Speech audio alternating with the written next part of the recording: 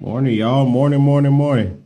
Welcome to this really is a random live stream that I had set up the event thing and all. Like, this is a random discussion that came from this morning. So, good morning, y'all. How y'all doing? How y'all feeling this morning, man? I wanted to pop on here this morning just to do, this quick, like early morning Bible study, man. This is something that came from my personal time with God this morning. And I was reading through the story of Abraham. And, it just brought me to the realization or the revelation that Abraham wasn't as faithful as we always thought he is, y'all, or as faithful as, we typically hear him in church. And so I wanted to come on here real quick, make this quick live stream, what I'm saying, to talk to you all about that thing. And essentially, just to encourage people out there who may not think they have faith, to believe in the impossible, to believe in the promises that God has given them. And, they're struggling with it because they have this like internal doubt. And I can tell you that I've had this thing often. I still kind of struggle with it, where it's like you want to believe that God can do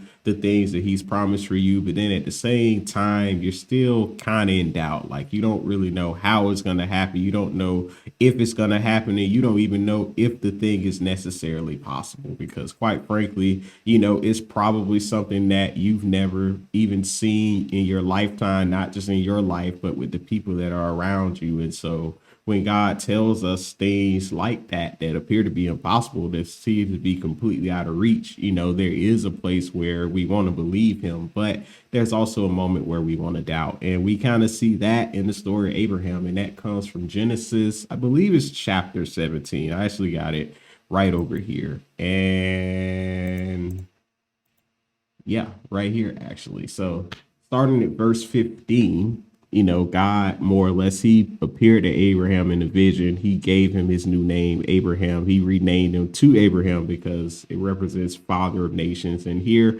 he's simply going through the promise that he's going to give him, because up at this point, Abraham is now 100 years old, y'all. And he got this promise from God, 25 years before he was 75 when the promise had came or whatever. So here, starting at verse 15, I want to start here. The focus really is going to be on 17, but to give y'all a little backstory, we gonna start from 15. And it says here, and God said to Abraham, as for Sarai, your wife, you shall not call her name Sarai, but Sarah shall be her name. I will bless her, and moreover, I will give you a son by her. I will bless her, and she shall become nations. Kings of people shall come from her. Then Abraham fell to his face and laughed and said to himself, shall a child be born to a man who's 100 years old? Shall Sarah, who is 90 years old, bear a child? And it says that Abraham said to God, oh, that Ishmael might live before you. And everyone, that there is really the whole core of this discussion, right? Because here, God has been promising Abraham this thing for 25 years, okay? 25 years. This is the quarter of a lifetime, all right? In perspective, I'm 27, all right? So, that's my life plus 2 years.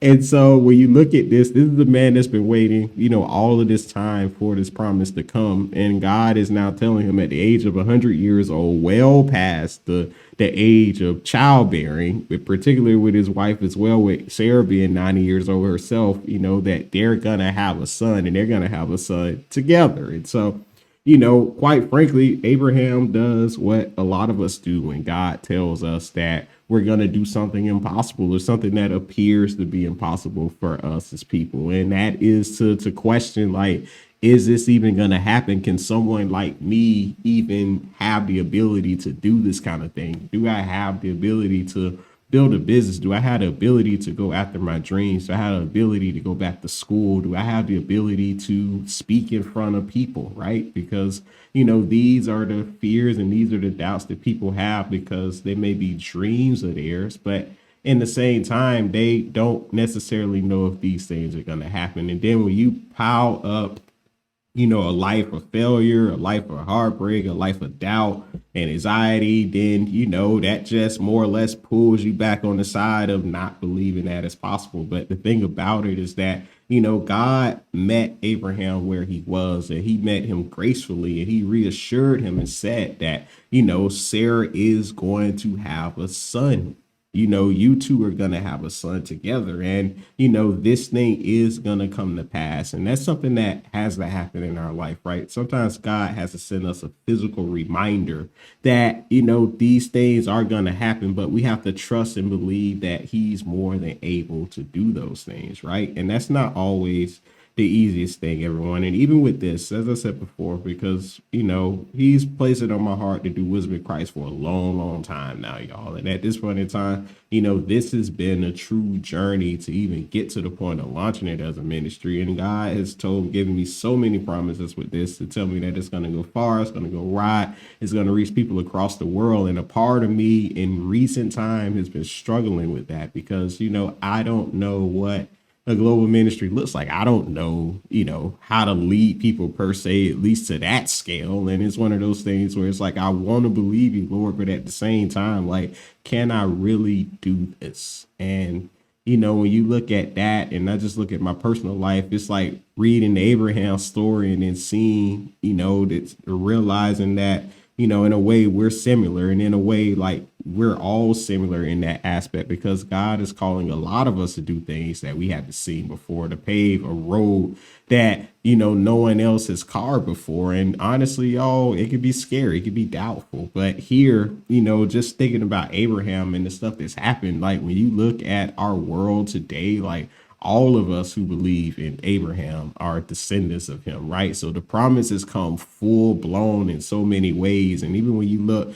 at his son Ishmael, right? Like Ishmael people are actually the Muslims in the Nation of Islam, right? Those are Ishmael's descendants. And so even to see, just how God blessed Abraham, even in that way, is just incredible. And it's just a true testament to, all the incredible things that he can do. And so I guess I come on here today. I guess I bring up this whole discussion, this whole live stream, is to simply say is that God can truly do the impossible, everyone. And just because you may have doubt sometime, that it doesn't mean that you don't think it's going to come to pass or that it's not possible, doesn't make you any less faithful than you are, okay? Because doubt and faith, in the words of my pastor, is often in the same room together. So if you doubt sometime, don't put yourself down, don't shame yourself, don't whatever, just know that it's a part of being human on this journey, and that God will reassure you in, the most direct way that he is more than capable of doing those things. And when you put your eyes and your focus on him and you believe in the promises that he's giving you,